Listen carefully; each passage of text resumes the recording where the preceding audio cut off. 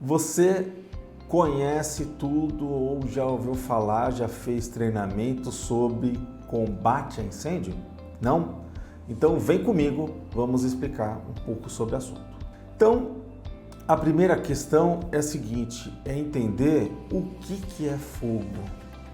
Então, fogo é uma reação química, pessoal, que produz luz, calor, denominada combustão, que necessita de 3 elementos básicos. O primeiro é o próprio calor, é o combustível e o oxigênio. Essa tríade é chamado triângulo do fogo. Agora, por que isso? O que isso nos ajuda, não é? Então, a primeira coisa é a gente pensar o seguinte: formas de propagação do fogo.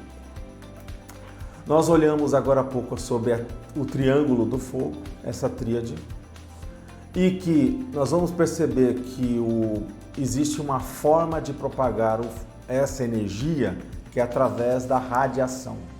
O que é radiação? O calor expande ao redor do fogo.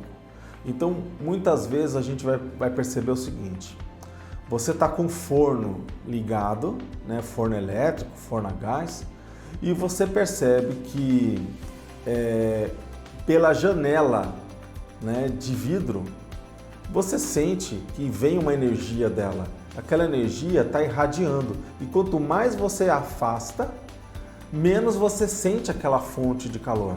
Quanto mais você aproxima, ela fica mais incompatível. Você não vai colocar a mão ali, né? Muitas vezes vai sentir que está numa temperatura que pode queimar. Então, com base nisso, você percebe que o calor ele tem um raio de ação e tem o processo da distância envolvido. Então, é uma das formas de propagação. A outra seria a condução. Quando eu coloco a mão aí na chapa metálica, a gente percebe que o calor ele está sendo conduzido pelas moléculas. Então, a radiação ele pode passar pelo ar. A gente está muitas vezes à distância do foco de incêndio e você sente uma energia sendo irradiada para você, né? No caso da condução, você toca a mão e você sente ali o calor percorrendo aquela situação. Quando eu olho pelo vidro, não, eu sinto que algo passou no vidro, eu não toquei o vidro para sentir que o calor está vindo. Então, quando a gente olha a condução, tem essa condição da molécula transmitindo o calor. E é lógico que a gente vai perceber que tem materiais que conduzem mais o calor e materiais menos. Vamos dar um exemplo? O metal, uma barra de cobre. Se eu aquecer um ponto da barra de cobre, lá na ponta eu vou estar sentindo o calor. Agora, se eu pegar uma madeira e botar fogo aqui na ponta da madeira, você não vai sentir o calor na outra extremidade. E aí nós vamos observar a convecção. O que é a convecção? É o ar quente. O ar quente, que ele é mais leve, ele sobe e o ar frio desce. Então, quer dizer, aquela energia de calor, ele leva aquela quantidade de energia para o fogo. Então, vocês estão vendo o processo de épocas de queimadas, quando os brigadistas eles estão tentando apagar o fogo e eles falam que o fogo salta. Vocês já ouviram falar nisso? Então, de repente, aqui está pegando fogo, eles apagam aqui, só que a parte que queimou gerou uma energia no ar, quente para chuchu. O ar estava tão quente que encostou ali do outro lado a grama seca e começa a pegar fogo. Então, poxa, o cara fala, ele fica desanimado, né? Ele fala assim, olha, então se eu não tomar uma ação, não só abafar, o que acontece? O calor, ele vai botar fogo naquela parte seca, tá bom? E a gente começa a entender, exemplo ali da chaleira com água em ebulição, água fervendo, é um exemplo que essas camadas que vão acontecendo têm uma relação direta com a convecção. Formas de extinção do fogo.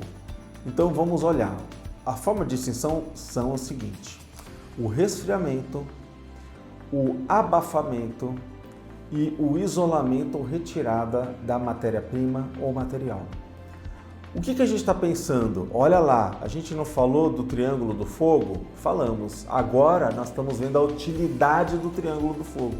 Quando você tira uma das barras, eu afasto, por exemplo, o calor, eu resfriei. resfriei, abaixou a temperatura, acabou o fogo.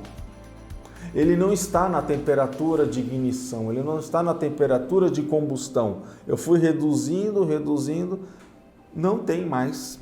Apesar de ter combustível, eu não tenho mais a queima, tá? Quando eu falo do abafamento, eu estou tirando aí o oxigênio. Tirei o oxigênio, eu não tenho mais como acontecer a reação química. Você lembra que a gente falou isso lá no início? A gente falou que o fogo era uma reação química. E o terceiro, que é o isolamento ou retirada do material, simplesmente eu tiro o combustível. Acabou o combustível, acabou o fogo. Tá? É bem simples. Aí, só para a gente entender e fechar esse contexto, é muito importante você saber o que é o fogo e as classes de fogo. Então a gente estudou ali que é uma reação química, mas ele é um fogo de classe A. Classe A queima todo o material e deixa resíduo, madeira, papel, tecido, plástico. Classe B queima somente a superfície e não deixa resíduo. A gente vê gasolina, só queima a superfície, o diesel só queima a superfície, álcool, gases e assim vai. O C a gente percebe que tem a ver com material energizado, qualquer material elétrico energizado, tem a televisão, motores, computadores. Então, algo que está com energia elétrica, algo se eu tentar resfriar, eu vou tomar um grande tranco, um grande choque elétrico. A classe D, material pirofórico, que encontram os combustíveis, né, no contato com a água e o ar. Exemplo, o titânio, nós temos o magnésio, nós temos a questão do zircônio. Então, os zircônios são materiais que a gente não tem até tanto contato. Por quê? Porque eles são pirofóricos. Se ele começar a botar fogo, não adianta eu jogar água, tá? Não adianta eu abafar, eu tenho que tirar a matéria-prima. Eu tenho que tirar o material que está queimando. Eu tenho que isolar a área, eu tenho que fazer uma ruptura do fogo, porque eu não vou conseguir apagar, ele vai até extinguir, até acabar o combustível. Bom, e o E? O E é os materiais radioativos. Então, material radioativo, então você imagina, como que eu vou apagar o material radioativo, né? Então, é uma grande dificuldade, por isso que quando tem um problema numa usina nuclear, é um controle diferente para acabar com o fogo.